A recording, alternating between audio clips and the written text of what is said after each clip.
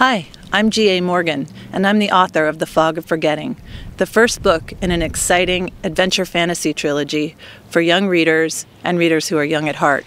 The trilogy is called The 5 Stones, and it's about 5 children and 5 stones, and it's set off the coast of Maine. I spent all my summers on an island off the coast of Maine, and so I know that many secrets lie safe in the fog.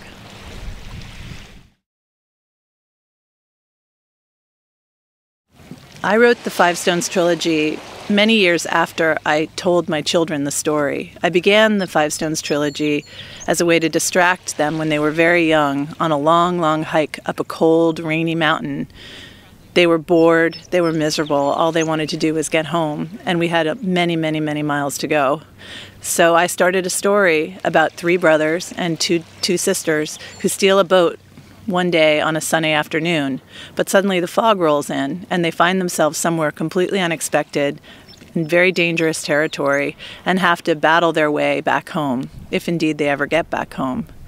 When I began telling my children this story, I thought that it would just be an easy afternoon and a way to get them through the hike.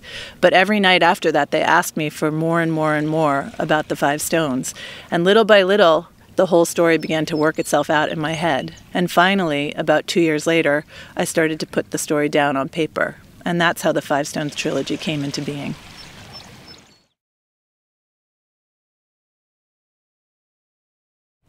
When I finally sat down to write the 5 Stones story, I realized in pretty quick time that it was too big a story to tell in just one book.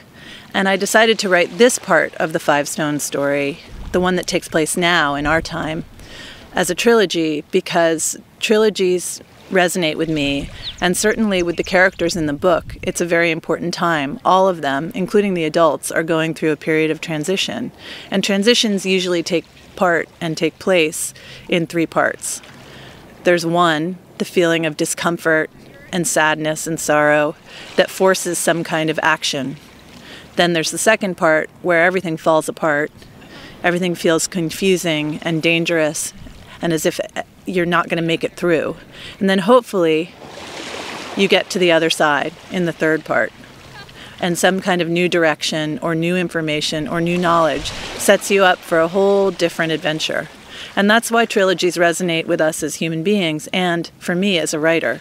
Because I think that that time of chaos and discomfort is the only time that real change and real adventure can happen.